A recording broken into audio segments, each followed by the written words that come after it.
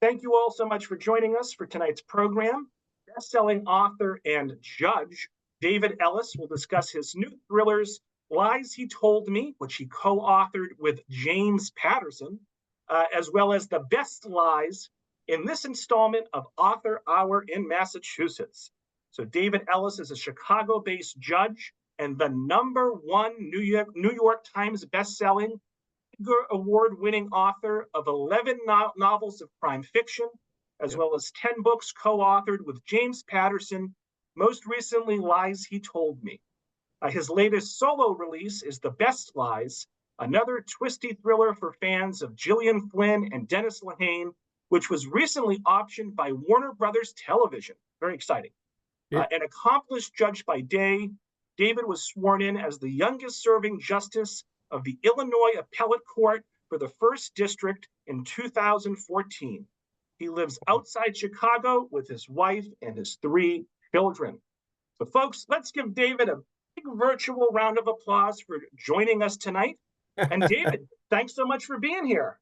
Thanks for having me, Robert. Looking forward to it. Happy to get going. David, let's just get it out of the way. You're asked about it every day, I'm sure. Every time you do one of these. David, what is it like being a co-author to arguably the most popular author in the world, James Patterson? How did that come about, and how does that collaboration work? Yeah, it's been probably the greatest honor of my professional career as a writer. I've learned so much from the guy. And you know what's funny is, he'll be the first to tell you that these are beach reads, right? We're not curing cancer. We're not writing War and Peace. I mean, we're writing fun novels, but it's a lot harder than you think, and he makes it look easy. I mean, every time I talk to this guy, which is, every other week at least, I feel like I'm taking a class. You'd think I would have learned everything there is to write, to know about writing at this point in my life. I've written over 20 books, but he's still teaching me every time. So it's been terrific. How we met was, when I wrote my first novel, I was an unknown guy, right? And this is like 1999. I wrote a book called Line of Vision, and I was an unknown guy. And so what you do when you're an unknown guy is you go to the other big time authors and say, hey, would you read this and give it a blurb? And so they circulated it around, and a guy named James Patterson said, sure, I'll read it. And it turned out he really, really liked it. And it was really cool because, back then, this is, before ebooks had become a thing. There were 4 mystery bookstores just in Manhattan alone, 4 brick and mortar bookstores in like 2000. So I'm doing what authors do. They go to New York and they make the rounds to all 4 of those stores. And every one of the stores I went to, they said, oh, you'll never guess who was just here. Jim Patterson was just here. He was singing your praises. He loved your book. So I'm flying, right? Like, I'm like, oh my God, that guy actually knows who I am. So that was wonderful. He gave me a very nice blurb. I wrote him a thank you note, and that was it, Robert, and for about 7 or 8 years. And about the 2009 or so, I'm working as a lawyer and I'm writing my own books, and I switched literary agents. And my new agent was a guy who used to run Warner Books, which is the big giant umbrella for a bunch of, houses, including Little Brown, which is Patterson's. So they were buddies.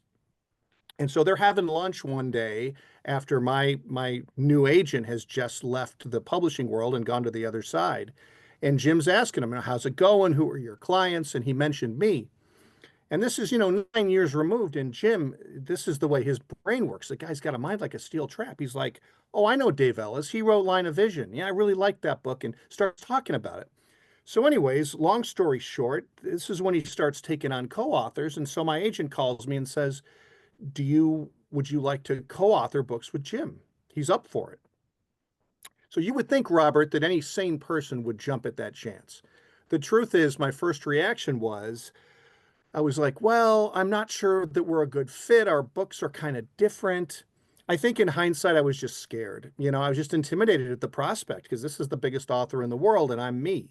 I had had some success and I'd won a couple of awards and that was great, but I wasn't James Patterson. So my agent kind of laughed at me and he said, call him, just call him. You'll love him. And if you don't want to work with him after you talk to him, then don't. So I'm nervous, right? I called down to his, palatial mansion in Florida.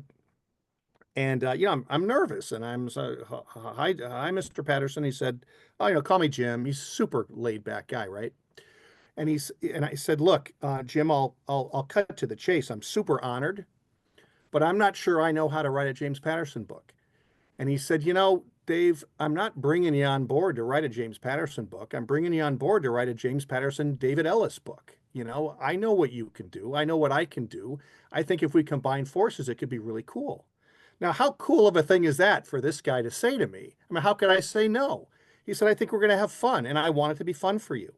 And every day that we've been doing this together since basically 2009, I've written at least 10 books with him. It's probably more like 12. It's always very important to him, among other things, that I'm having fun, that I'm enjoying it. Like he really cares about that. So it's been a tremendous process. I think you alluded to it, and everybody always asks me, what's it like? What's the process? How does it work? So I'll give that to you in a nutshell. Would you like me to do that? Absolutely. Okay. Please, David. Okay. So Jim has this genius for coming up with not just a story idea, but every scene that he wants in the book. And he calls them scenes. He doesn't really use the word chapters very often. He calls them scenes. He thinks of it, I think, visually, like there's maybe, I don't know, 100 scenes in a movie you watch. There's 100 scenes in his book. He'll write an outline where he will outline every scene of the book from beginning to end. And I swear to God, he can do this in like 48 hours sometimes. The most recent book we did, Lies He Told Me, he wrote that whole outline in 2 days, over a weekend, and showed it to me. And I couldn't believe. I don't know how he can do that, but he can do it. So every scene that he outlines in his outline, imagine maybe 2 or 3 sentences describing the scene, the character, and then a little editorial direction. I want this to be a really intense scene. I want this character to come across very sympathetically. We're going to need a lot of research for this. I want to get the technical stuff right. Little notes like that. He'll show it to me, and then he'll say, what do you think? You got any thoughts? Do you like it? What do you think? And occasionally I'll have some ideas, but the guy's so freaking far ahead of my brain. I'm usually like, I'm sure it's going to be great. It seems great. And then we start writing. And so typically I'll do the first draft, right? So maybe I'll write 5 chapters at a time, and I'll send it to him. And, I kind of analogize it to if I were an actor and you, Robert, were the director. Like I'd act out a scene, and maybe you'd say, great, let's go with that. Or you might say, Dave, that was great, but let's redo that scene. But this time I want a little more passion, or I wasn't really believing your anger, whatever you might say, right? He'll give me direction like that. It could be very specific direction, or it could be more general. I wasn't feeling it, or it was running on a little long, or I always know I'm going to get some criticism, gently, constructive criticism, when he starts by saying, this is really good writing. He'll say, this is really good writing, Dave, but, I need to see this or that. And you guys never raised his voice to me, ever. And I know I have pissed him off. I pissed him off with this last book. But he won't tell you that you pissed him off. You can just tell when you get to know him. He's very laid back about it. He'll ask me if I'm having fun. He'll say, is this character too dark? Is this like depressing you to write this? Like he cares about the experience too. As nice as he is very demanding. Like he knows what the audience wants. He knows the deal he's made with you. These are all things, Robert, that I've learned that have really made me a better writer. It's not about the writer. It's not about how good is you want the prose to be good. Of course you do, right? You don't want to write bad writing. But the story is more important. And he knows what you're expecting generally from him, something fast, fresh, exciting, never a dull moment. Right. Another big thing he's hammered on me, never a dull moment. There should be no boring chapters. There's no boring chapters in a James Patterson book. And I've now applied that to my writing. And that sounds like an obvious thing to say, right? What author would intentionally write a boring chapter? But the truth is, that is super hard to do. To have every chapter be like, wow, that was a really fun chapter. Like every one. And if it's not a really fun chapter, Jim's going to say there's a problem with this chapter. It's not really fun. I basically, the way I summarize it is he wants some kind of an exclamation point in every chapter. It could be funny, it could be scary, it could be heartbreaking, but something melodramatic in every chapter. And that's a really tough thing to conceptualize, but he does it. Like with The Lies He Told Me, this recent book, he gave me a shot at writing an outline on something about a Supreme Court justice, because I'm a judge. He thought it might be good. And I put some ideas together. I was like, yeah, this isn't really working. He said, I'll tell you what, give me the weekend. I've got this idea for a book. Give me the weekend. And sure enough, Monday morning, I had an outline for Lies He Told Me that was 100 chapters, 100 scenes. I don't know how he does it, but he can just come up with this stuff and he can visualize what he wants and what will be fun for the reader. The other big thing, and tell me if I'm like just going on too much, but David, I mean, there's no such thing. Keep going. okay. Inside the mind of James Patterson is a super interesting topic. He's a fascinating guy. He'll say things to me and I won't even know what he means when he says it, and then I'll have to think about it later. Or if he criticizes something I did, like I said, he's very nice, but if he says you need to redo this, I'll take down the notes of what he says, and I won't necessarily always know what he means until I start redoing it. And then I'll be like, oh yeah, no, he's right. One big thing that he really cares about, besides every chapter is fun, he wants a really fun ending. He wants a nice twist, but the ride along the way is so important. And when I was a young writer, I wrote mysteries and I was drawn to shows like, you remember the movie The Sixth Sense? Absolutely. So everybody knows that movie. Everybody knows the big twist at the end. I was so enraptured by the fact that M. Night Shyamalan managed to string me along for almost 2 hours and then hit me with something that was right in front of my eyes and I missed it. So I became enchanted with that for a head-twisting ending. And that's great. And if you can pull that off, fantastic. But what I didn't realize is if the rest of the movie had been boring, I wouldn't have enjoyed it that much. Mhm. Conversely, if I really enjoyed everything else and the ending wasn't awesome, I would probably rate that movie higher than if the rest of it was boring, but the ending was great. I mean, think about the movies that you really love. Let's just talk about movies, because that's an easier way to look at it. When I think of my favorite movies, just whether they won Academy Awards, who cares? They're my favorite movies, right? I love every scene in those movies. And most of those movies don't have anything particularly dramatic about the end, but I loved the ride. And when I think about my favorite books like Gone Girl, everybody's read Gone Girl. I love that book. I didn't love the ending. I thought it was an interesting way to end it, but it wasn't a particularly melodramatic way to end it. But who cares? Because the conflict was so well set up, the characters were so well drawn. I enjoyed the ride. And that's something that I think authors sometimes miss. Make sure from moment one, they're loving the ride, and then they'll be happy with the book. And when you think of it that way, you start taking the focus off yourself and remembering this is all about the reader. This isn't about you. It's about what will the reader enjoy. And maybe I'll have a lot of research. Maybe I have something really interesting to say about the law, interesting to me. But if I'm going to drone on about it, maybe you don't care about it. I always have to think, what do you want? And if I have to cut out some of my favorite stuff to make it more enjoyable for you, that's a no-brainer. That's what you have to do. So the focus on the reader and the concept of continually making it fun and one-upping yourself, and every chapter is another one-up from the previous. That's really hard to do, but if you can do it, you've succeeded. So David, next question. I want to know more about the David Ellis origin story. Okay, so you had mentioned that you got on James Patterson's radar screen with your first novel, Yeah. Line of Vision. I did pull up the blurb. James Patterson said, the best suspense novel I've read in a while. Yeah. But having listened to a couple of other interviews you gave recently, I know that Line of Vision was, you found it very difficult to get it published. And I was wondering Yeah. if you could talk about your first book, that journey, and then Yeah. what ultimately happened once that book was published and the critical acclaim it received.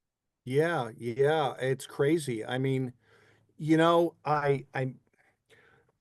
it kind of almost starts with how you become a writer. And the interesting thing that I like to talk about is when I was a kid, I had a lot of free time, right? Because you're a kid. I would write stories. I would read stories too. I'd read mysteries. I loved mysteries, Encyclopedia Brown or the Hardy Boys or The Great Brain. But I would write stories and I'd write plays and my friends and I would put them on and stuff. But when you get older, when you get even, and by older, I just mean like middle school, like, seventh grade, eighth grade, they stop teaching creative writing. They don't give you when you're little, they let you write creative writing. They let you write fun stories. When you get older, they stop doing that. At least they did in my school, and they're doing it in my children's schools. I've still got a kid in middle school. They don't teach creative writing. Then I get to high school. By high school, I was a big jock, right? I was a football, baseball player. I was chasing girls and I wanted to get good grades. I cared about my grades, girls, and sports, and that was it. So nobody was teaching me creative writing, and I didn't have free time for it because I was devoted to these other things. I forgot that I was a writer, Robert. That's the easiest way I can say it. I go to college, for some reason, I decided to major in finance, which I have no idea why I did that, but I knew I was going to law school. Then you go to law school, you don't have time to do anything, but I actually worked. I worked for the prosecutor's office, and I studying all the time for law school. So, now I'm a lawyer, and this is like 1995, right? And I've been a lawyer for like 2 years. And I'm on vacation in Florida, and I'm doing what we all do when we go on vacation, right? I've got my toes in the sand, I've got a drink in my hand, slightly buzzed, and thinking about my life a little bit. And I thought, you had this thing that you loved, writing, and you stopped doing it. Why did you stop? And I didn't have a good answer. It's just nobody was making me do it anymore. So I said, buddy, it's time to make yourself do it. So I made a deal with myself on the beach in, I think it was like Fort Lauderdale or something, that I was going to write a book. And I wasn't just going to think about it. I wasn't just going to write a few chapters. I was going to see it through. And so, I was working a downtown Chicago law firm job where you work, till 10 o'clock every night. You work all the time. But I would carve out an hour every night and get my little Apple computer with that tiny little screen back in the 90s, and I would write. And I had no idea how to write. I had no training, right? The only talent that I had when I started writing, and it is a talent, I will say, is the ability to recognize bad writing of my own. Because some people can't be objective. And if you can't be objective about your own writing, you're going to have to workshop it with other people who will be honest with you. But I could tell when my writing wasn't good enough. Yeah, this is okay, but it's not good enough. So I just kept rewriting it. It's like building muscles. The more you lift weights, the bigger your muscles get. I was just teaching myself how to write by trial and error. And I'd say, this isn't good enough yet. And then I'd change it, be like, yeah, that's actually getting better. And then I'd change again, say, this is pretty good. And I just did that for 3 years, an hour a night. I didn't tell anybody I was doing it because the odds of failure were so high. And I didn't particularly want to have to explain to everybody that I took a shot and failed. I was just going to, do it one way or the other. So, after 3 years, I had a manuscript and I thought it was pretty interesting and cool. And it felt fresh to me. I'd never read anything like I was writing. An unreliable first person protagonist. I'd never read that before. You see it all the time now, but I'd never read that in 1999. And so then it's time to get published. And how the hell do you get published, right? So you all know Scott Turow, this famous writer. Scott is a lawyer in Chicago, and he and I had a case together. So, and he's my idol. Like, he is my role model of writers. To this day, he is. So I called him and I said, I'm not calling about our case, Scott. I got to talk to you about something else. And he said, oh, did you write a book? And kind of laughed. And I said, I did. He said, well, good for you. Congratulations. Couldn't have been nicer. And he gave me some ideas of how I should go about finding literary agents, but mostly Scott. I'm sorry, I called you Scott. Mostly Robert. I went to the Barnes and Noble and I bought a book called The Writer's Guide to the Literary Marketplace, which is like a Yellow Pages, for people old enough to know what Yellow Pages means, a directory of all literary agents, right? And I just found all the ones who do thrillers, and I sent them a letter saying, would you like to read my book? A cover letter, right? They all said no. Every one of them rejected me, like 75 rejections. They hadn't read the book. They just didn't like my cover letter. So I said, and I came to learn from authors like Scott that these agents were getting 200 letters a week. So I thought, they don't remember me. So I just need to write a better cover letter. So I wrote another version of the cover letter, which was the first chapter of my book. Basically, I put them in the shoes of my character, who in the book is walking up into the backyard watching a woman undress. Apparently, they know each other. It's not a total peeping Tom situation, but it's an interesting little scene that ends in murder. And so that was captivating. And a few people said, yeah, sure, we'll look at your book. And finally, after several years, I got a New York agent to say, I think this book could be great. And then we went to Putnam, Penguin Putnam. Now it's Penguin Random House. And they signed me right away. I always say it took me 18 months to find an agent and 18 days to find a publisher, but people have different stories. So, David, before you were a famous author, I want to talk about the judgeship a little later. But before you were a judge, perhaps you were most famous for prosecuting a certain Chicago politician, Illinois politician. Wondering if you could just very briefly touch on that experience and maybe how it informed you writing crime thrillers. Yeah, so I mean, for those of you who remember Governor Rod Blagojevich from Illinois, I was working for the House of Representatives as the chief lawyer when Governor Blagojevich got arrested. And so I was given the task of running the impeachment in the House and then prosecuting him in the Senate. So I prosecuted the governor and convicted him and removed him from office. It was the most surreal experience of my life. I mean, there were every news outlets from every continent were covering this. I mean, I was getting calls from Africa wanting to talk to me about this trial. And, nowadays things would be even more viral, but it was pretty viral. I mean, it's all over YouTube. It was the strangest thing. And at the time, I had been working on a book about a governor like him because he made us so crazy in Springfield that my writing slowed down, and my publisher called me and said, why are you slowing down? What's going on? Do you not want to be a writer anymore? I said, no, I do. But this governor is crazy and he's taking up all my time. And so they said, well, why don't you write a book about him? And I said, well, I'm not going to write a book right about him. Exactly. I don't write nonfiction, but I'll write a fictional portrait of something kind of like him, kind of even maybe a little different than I'd ever done before, right? Like kind of a character study. So, Robert, I actually started writing a book that was more kind of a character study of a governor who went bad. And then when I was about 3/4 of the way through it, feeling pretty good about it, he got arrested and he became a national story. And now truth had become stranger than my fiction. So I had to throw that book away. Yeah. Because it paled in comparison to what was bizarre stuff that was actually happening. This guy was trying to, Obama had just been elected president, so his Senate seat in Illinois became vacant, and Blagojevich was putting up for the highest bidder. Who wants the Senate seat? How much money are you willing to give me? He was trying to negotiate with Rahm Emanuel, the incoming chief of staff, to give him a job in the cabinet. He was bartering everything he could, and I couldn't have made that up if I tried in a book. If I wrote that, people wouldn't believe it. So it was quite an experience.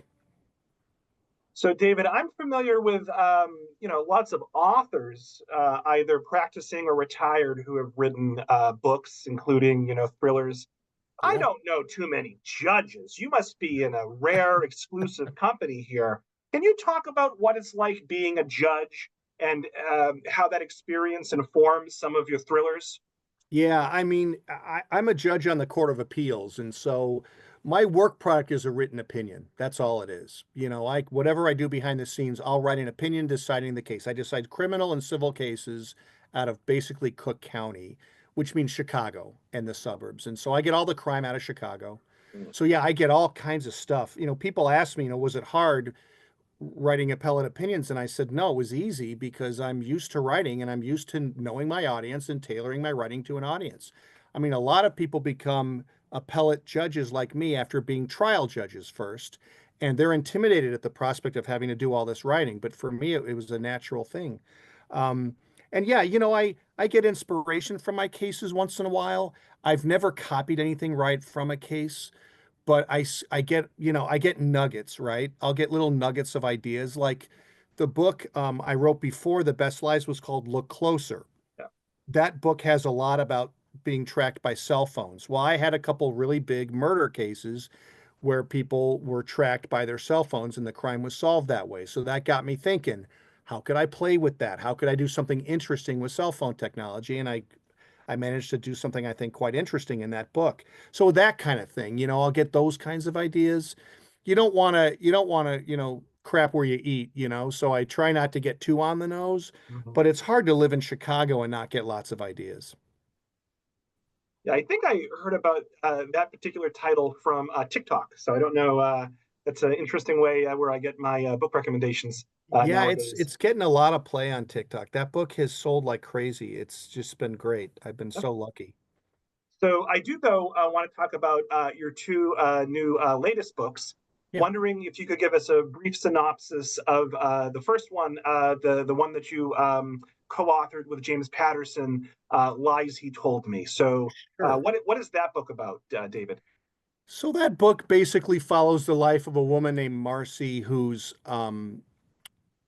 discovers that her husband is not what he seems. And in fact, he's got a very interesting past. It might be a criminal past, it might not be. And before they know it, they live in this little kind of central Illinois town far away from Chicago. And before she knows it, she's got mobsters and FBI agents getting involved in her life. And she finds out a lot about her husband. She finds out a lot about herself, and it's a pretty wild chase. It's a crazy story. It's a lot of fun. I think it's one of the best ones that Jim and I have ever done together. I'm really happy with it, and it's done well. It's gotten good feedback, and I think I drove Jim a little crazy during the outline because sometimes I veer from the outline a little bit, which by the way, he's fine with as long as he has no pride of authorship. Like if I come up with an idea midway through a book and I tell him it, if he likes it, he said, fine, let's do that. Let's try that. And again, I do a few chapters at a time and give it to him. So he kind of keeps me on a little bit of a leash, right? He wouldn't call it a leash, but I do.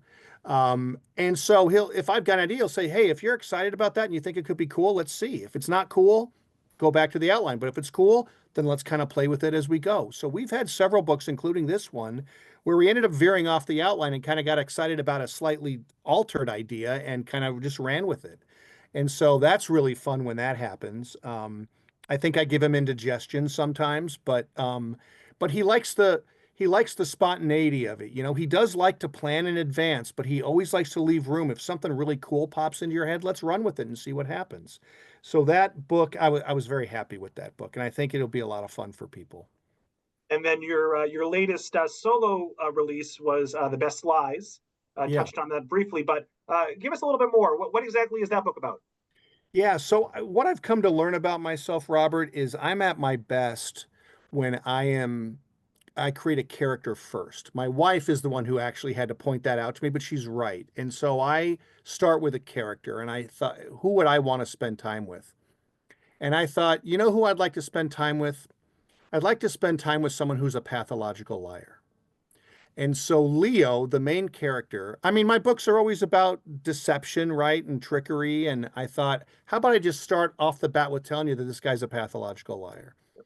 But not only that, a crusading lawyer. So he's got that problem that he lies a lot, but he's also a guy with a big heart and an oversized sense of justice. And so if he sees an injustice in the world, at whatever cost to himself, he will try to fix it. And it does come at great personal cost to him, including getting himself caught up with some very bad people. Ultimately, Leo gets entrapped in an FBI undercover operation, and he's forced to go undercover to catch some very bad people. And he needs to pull out all of his tools, including his ability to lie very well, to at least try to get himself out of the problem and catch some bad guys without being convicted of murder himself.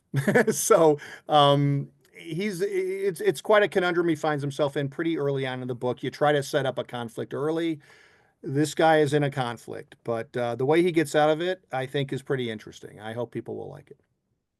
So if folks have any follow-up questions regarding either of David's two new books, his relationship with James Patterson, or his experience prosecuting the governor, or his time as a judge, you can start getting those into the Q&A. David, I wanted to ask you about your writing process. Yeah, So how, and you've touched on this briefly, but maybe yeah. you can expand on, how do you go about writing a book? How long does it take you? Do you have any sort of set schedule? I imagine you're working during the day and perhaps writing at night. But walk us through what it's like to write a book. Yeah. Well, so in terms of how I come up with my ideas, like I said, I found it most enjoyable and most productive to start with the character, and not just what are the one or two traits, but if this character is a pathological liar, for example, and if he's got a big heart, why? Why does he have those things? What has happened in his life? And I try to go back and build their background. And invariably, as I build it, what I hope is a very interesting background, and Leo has an exceptionally interesting background, um, that starts becoming part of the plot. Like with my books, the character becomes most of the plot, and his background usually, or her background usually, play into it. And so as I'm building up the story of why this person became who they are, I'm plotting the book too without necessarily realizing it. And then from there, I just try to start laying out the subsidiary characters, and the conflict usually presents itself based on this interesting background. People always say, what's more important, character or plot? And, Robert, I used to say that was a false question, right? That was a false dichotomy, that they're both important. I still think that's true. I do. But I don't think it's 50-50 anymore. I think it's 60 character, 40 plot. I really think that if you have an interesting character that people want to spend time with, that's going to be the key to their enjoyment of the book. And that's why they're going to care about the plot, because they're going to care about what happens to these people. So that has been very rewarding for me to do that. And that is a formula that I've now wedded to. In terms of how I write, I get up at 3:30 every morning and I write until 7. And that's the only time that I explicitly always carve out 7 days a week. I write from 3:30 to 7. Sometimes I don't get up at 3:30. I hit the snooze a couple times and it's 4 o'clock. And I'm usually mad when that happens. Because once I'm up, I can't wait to do it, right? Once I become conscious again, I'm awake, let's go. It's time to go have fun. Like it's playing, it's fun, right? I mean, my day job, I get some pretty depressing stuff. This is fun by comparison. It's a nice way to work kind of both sides of my brain. I'll write at night if I can. On the weekends, I might steal some time if it's available. But the only time I know I'm going to write is every day from that 3.5 hour period. And once 7 o'clock hits, it's time for everybody to wake up and go to school, and it's time for me to become a judge. All right. So Richard would like to know, this is a little bit of a deep cut because I don't think you've written in this series for over 10 years, but he has a question about the Jason Coleridge series. Hopefully I'm Yeah. pronouncing that right. Yep. So his library mystery book club will be reading one of the books in May.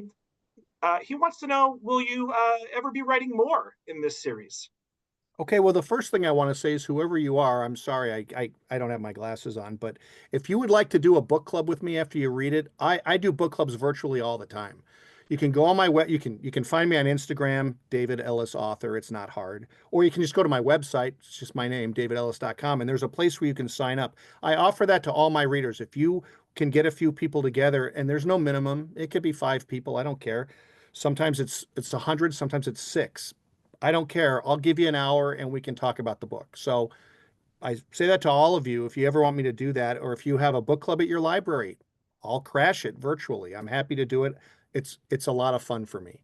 Um, no, I don't think there's going to be another Jason Coleridge book. It's sort of it sort of ran out its string, I felt like. I would be happy to consider it, but I think my publisher is pretty excited now about what I've been doing. I was gone from writing for a while. I got into an argument with my publisher and I didn't write books. After my last Jason book, which was called The Last Alibi, I got into a fight with my publisher about what they wanted me to do. And I was writing with Patterson by that point, and I'd become a judge, and my kids were young. And I said, if you're going to jerk me around, I'm just not going to write anymore. I walked away from a 2-book contract with them for like 9 years.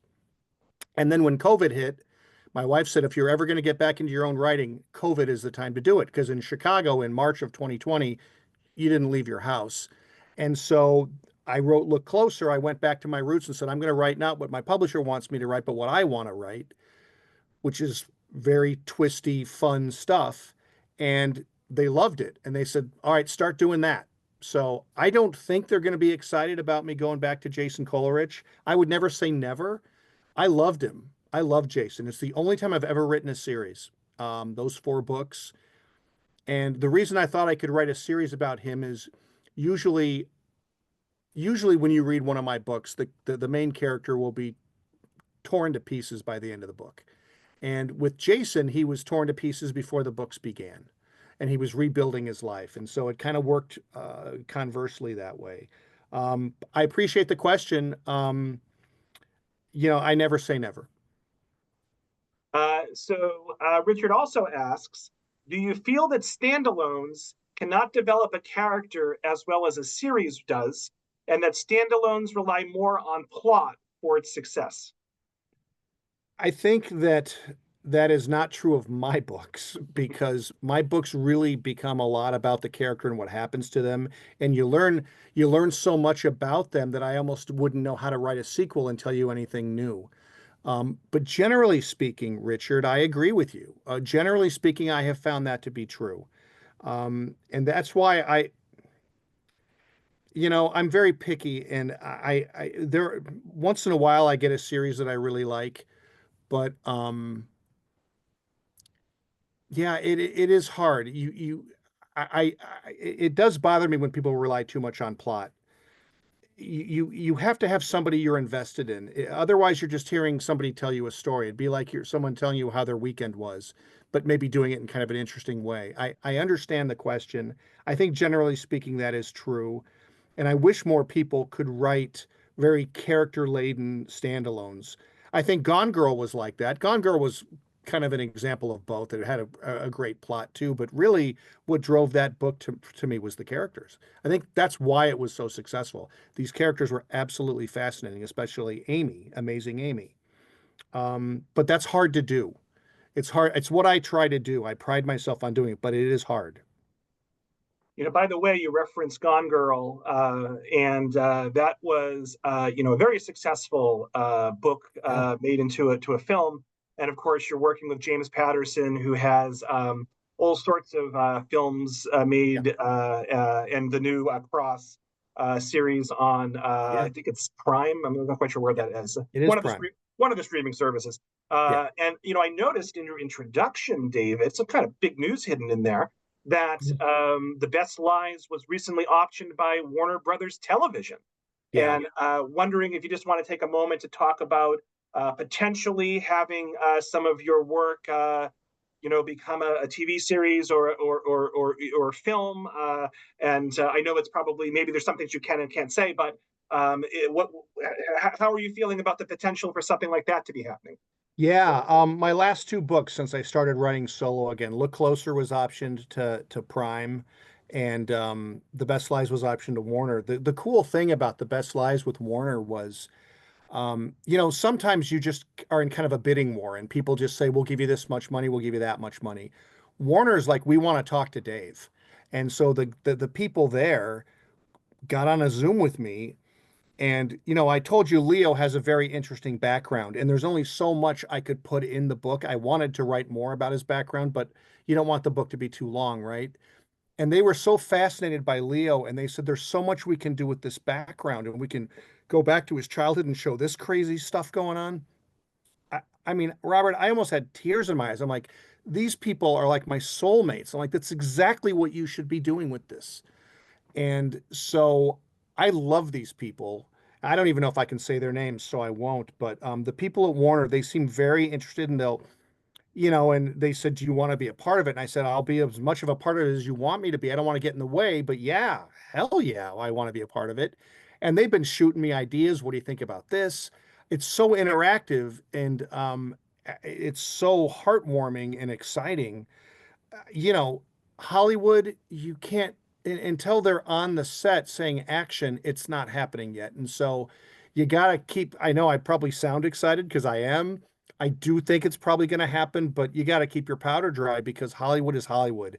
And one weird thing can happen that makes no sense, and suddenly it's not happening anymore. And so you just sort of have to keep your powder dry. But you know, the funny thing is these books I write, I don't the last two books, which I kind of separate from my other books because it's like my David Ellis 2.0, right? With all my James Patterson stuff in my head now about being fun and never a dull moment. Like I find that when I'm writing these books, that I'm writing them as if they were a serial on a show that you streamed for a season, you know, like an 8 episode show. At the end of every episode, there's like a big twist or a revelation. You're like, oh my God, I got to keep watching.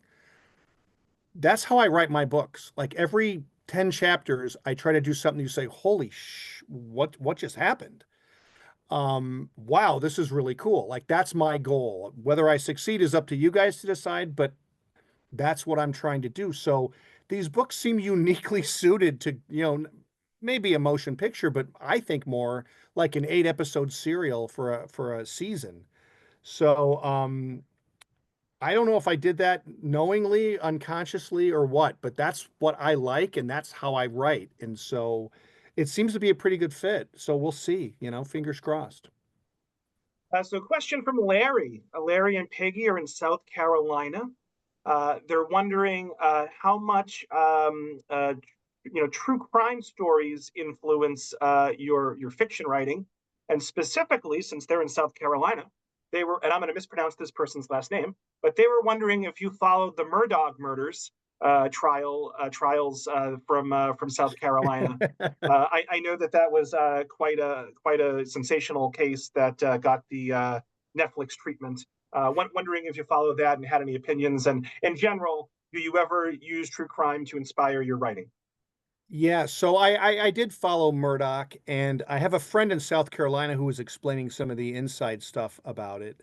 And it's fascinating and it's crazy, but not surprising because you know, real life is crazy. And, you know, watching true crime teaches you that there really are no limits to how crazy you can get in your fiction. I used to bring so much reality into my fiction and think, oh, this wouldn't happen or that wouldn't happen. And then you watch true crime, you're like, this stuff is actually happening. And so that's the cool thing is it plays off fiction so well because it gives you more rope now. You know, I think the reader is less likely to say, oh, that would never happen. A mother would never do that, or a neighbor would never do that because we watch it and we see it actually happening. So, you know, I've never one for one said like, there's an idea from true crime, I'm going to steal it. That wouldn't be fun for me.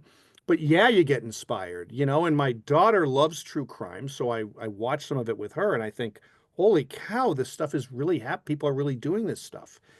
You know, I like to what I like to write about, Robert, is I like to write I would say I like to write about normal people, but I don't believe in the concept of normal. I don't believe any of us are normal. And I don't think any of us really think of ourselves as normal. So I use the word conventional. Most of us are conventional, right? We go to work, we mind traffic laws for the most part, we pay our taxes, right? We don't break the outer boundaries of society, right? We don't kill, we might sin, we all sin, but we don't mortally sin, right? Most of us don't. And what I've always find interesting, and this is why true crime is popular, is I like exploring seemingly conventional people who are pushed to break those outer boundaries and kill. And so I like the everyday man. I like to write those people. And that's what you get in true crime. You know, you get oh, you know, he seemed like such a nice guy. He used to drive the carpool to soccer every Wednesday. And, you know, when I threw my back out, he shoveled my driveway. Who knew he was going to take an axe to his wife, you know? But he did take an axe to his wife. Um, so it plays off what I like to do in particular very, very well.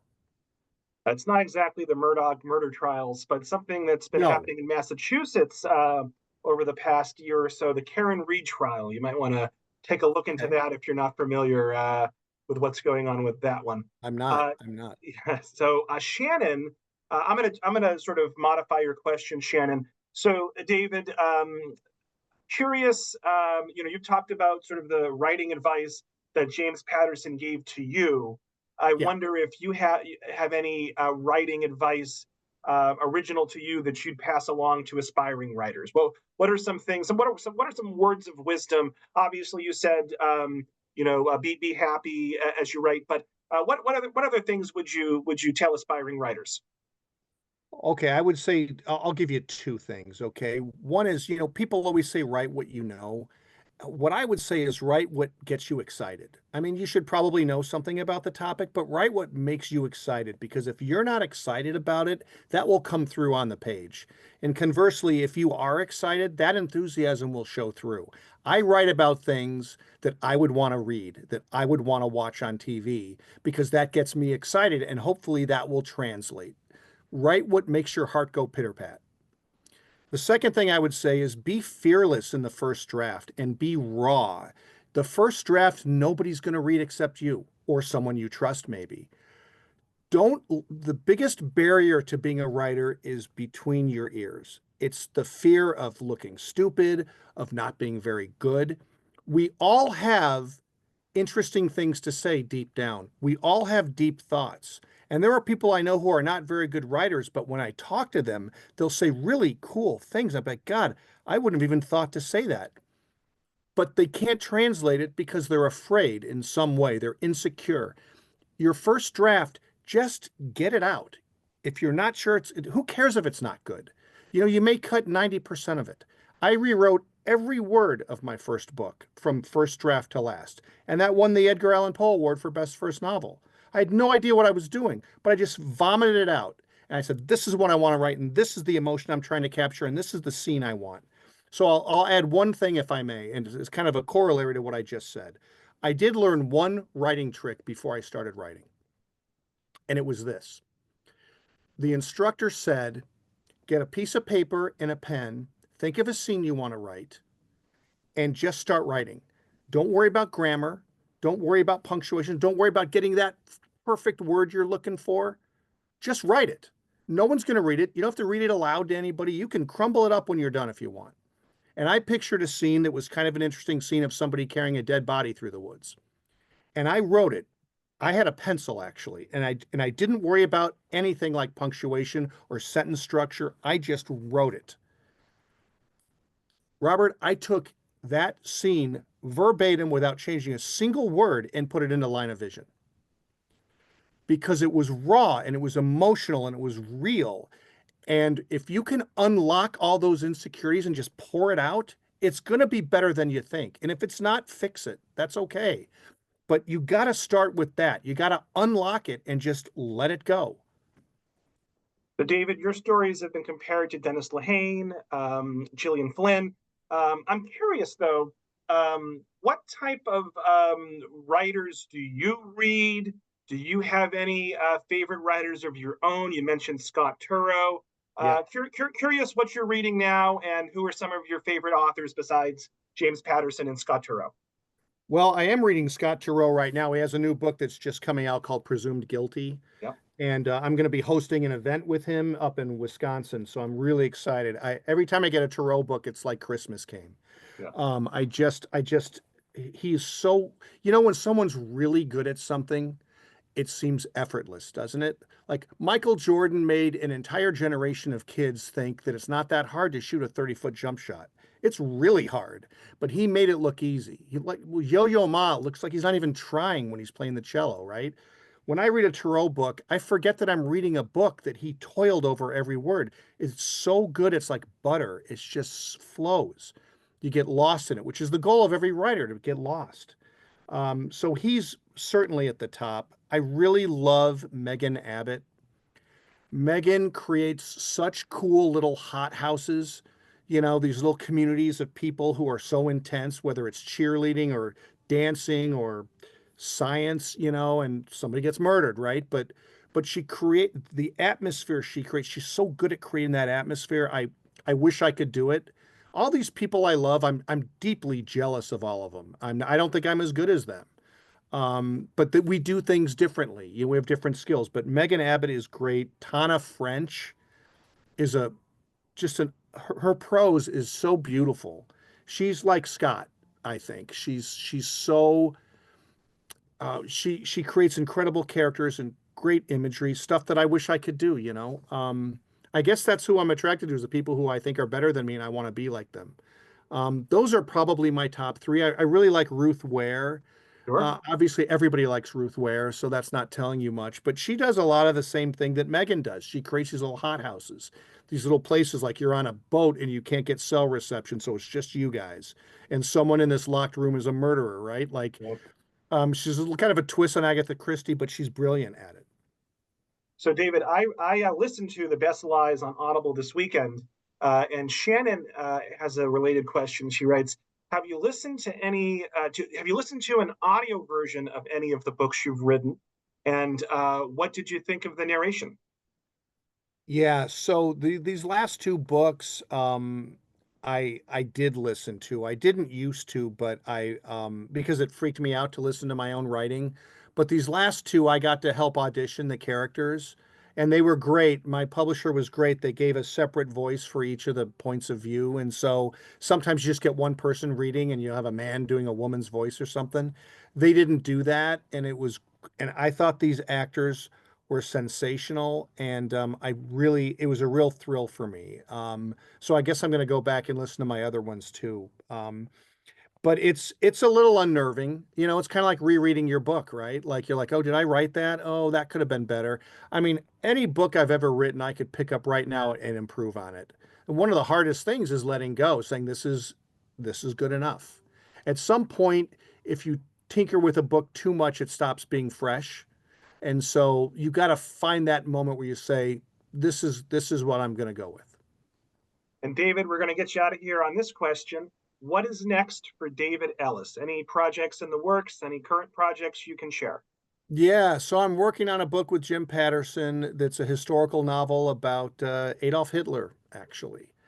Adolf Hitler was rumored, I think it's more than a rumor, to have killed his niece before he became chancellor, before he got to power. And some people tried to catch him, and had they done so, we wouldn't have had what we had with Hitler. So it's in large part about that. With myself, I told you I start with characters, and so I was talking to my wife a few months ago about my next book, and I said, "Who are people who would do terrible things to each other, but might also love each other?" And as we're talking, of course, our three children are running around creating havoc in the house and yelling at each other. And she said, "How about siblings?" So, so my next book is called Play Nice, and it's about two adult siblings who are pretty Machiavellian. They love each other, but they're also each other's worst enemies. And I haven't figured it all out yet, but it's feeling like a pretty special book so far, I hope. So, David, do you have any last words for the audience before we wrap it up? I grew up in libraries, I mean, when I was a kid, when there was nothing else to do, I'd say I'd either ride my bike or have my mom take me to the library and read books there all day. And they hold a special place in my heart, and they always will. Thank you guys for everything you do. Libraries are like the last bastion of books these days, and I'm very grateful for all of you. So, folks, let's give David a big virtual round of applause for a wonderful conversation. For those who are watching live, please make sure to take the 60-second feedback survey when you exit the Zoom, and look for an email from me tomorrow with a link to this recording, as well as information on upcoming virtual programs, and a link to Wellesley Books, our official bookstore partner, where you can purchase a couple copies of David's books and help support this series. So thank you all so much, and I hope everyone enjoys the rest of their night. Thanks again, David. Thank you, everyone. Thank you, Robert.